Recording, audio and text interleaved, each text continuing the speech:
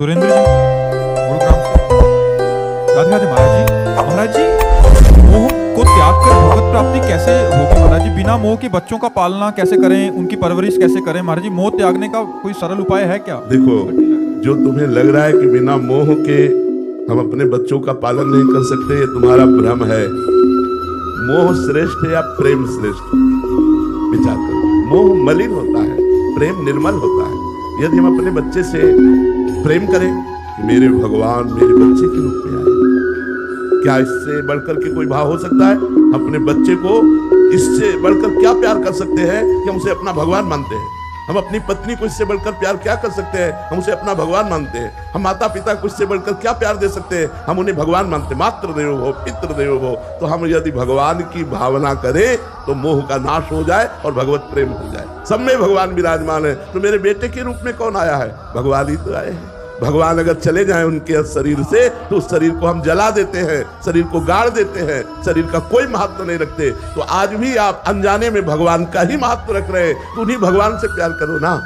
अपने बेटे के शरीर रूपी मंदिर में भगवान को देखो, मेरा परमात्मा इस रूप में आया है, और प्यार करो।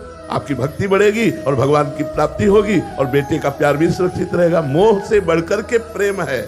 मोह में तो अज्ञानता है, प्रेम में ज्ञान है। इसलिए भाई ऐसा न सोचो कि मोह के बिना परिवार का पोषण कैसे हो सकता है। बहुत अच्छे से हो सकता है यदि हम भगवत भाव करें तो। पर भगवत भाव करने के लिए नाम जप जरूरी है। बिना नाम जप के भावना नहीं जागृत होती। भजन से ही भाव की प्राप्ति होती है। खूब नाम जप करो। अरे जी, आपके अनुगत यहाँ 400-500 संत रह रहे हैं, तो आप पालन पोषण कर रहे हैं, क्या आपको मोह है? हमें जितना एक गृहस्थ अपने परिवार से प्यार करता होगा उससे करोड़ गुना प्यार है, करोड़ गुना। हर बच्चा हमको हमारे हृदय से, हमारी आत्मा है। हर बच्चा बच्ची हमारी आत्मा है। लेकिन हम कभी पास नहीं बैठते, कभी हम ये नहीं कहते, दुलार नहीं करते। लेकिन हृदय से हमारा चिंतन, जैसे कछुआ अपने अंडे को जल में रह करके चिंतन के द्वारा उसे परिपक्व कर देता है, ऐसे हम चिंतन के द्वारा अपने शिष्य या अपना परिकर या जो जहां भी रह रहा है वो चिंतनी शक्ति के द्वारा हम अपनी आत्मा मानते हैं। हम इनको बहुत प्यार करते हैं, पर हम प्रगट में प्यार नहीं करते। महाराज जी, ये तो बहुत बड़ा उदाहरण है कि बिना मोह के इतने जनों का पालन पोषण हो। और हर बच्चा अगर वो ईमानदारी से सत्य मार्ग में लगा है तो उसको अनुभव होगा कि मुझे बहुत प्यार करते हैं। सबको अनुभव होगा जितने हैं कि हमको बहुत प्यार करते हैं, ये अनुभव होगा। जबकि हम कभी किसी से नहीं कहते हम तुम्हें प्यार करते हैं, कभी नहीं कहते। कभी पास बैठकर दुलार नहीं करते, और जब पास मिलेंगे तो बस एक दृष्टि से देख लिया, बस इतना ही बहुत हो गया। लेकिन प्रेम के द्वारा सबका पोषण होता है, मोह के द्वारा नहीं। अच्छा, आप इतने लोग बैठे हो, क्या हमारे प्यारे नहीं हो? क्या आप हमें प्यार नहीं कर रहे हैं? क्या मोह का संबंध है हमारा आपका? नहीं है। लेकिन इतना प्यार है कि हम तुम्हें कैसे बताएं। शुद्ध प्रेम चिंतन के द्वारा होता है। भगवत चिंतन करते हुए भाव में भर के जिसका चिंतन कर लिया उसका कल्याण हो गया, उसका मंगल हो गया। कल्याण होना, मंगल होना, दुखों का नाश हो जाना, यही बात है। ऐसे लाखों लोग हैं जो देश विदेश में रह रहे हैं। हो सकता है मैं उनको बाहरी ना पहचानता हूँ, लेकिन वो भाव कर रहे हैं और उनका परिवर्तन हो रहा है, क्योंकि आंतरिक चिंतन से परिवर्तन हो रहा है। उसे प्रेम कहते हैं। वास्तविक प्रेम तो गुरु ही कर सकते हैं।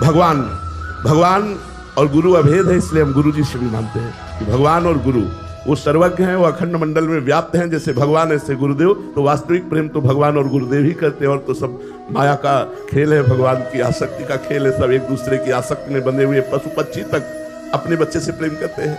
लेकिन सबको अपना बच्चा मानकर, सबको अपनी आत्मा मानकर, ये तो कोई महात्मा ही प्रेम कर सकता है। सबको बराबर प्रेम देना। इनमें से कोई ऐसा नहीं जो अपरिचित हो हमारे लिए। हमारी आत्मा की तरह उसका प्यार, सबको अपनापन।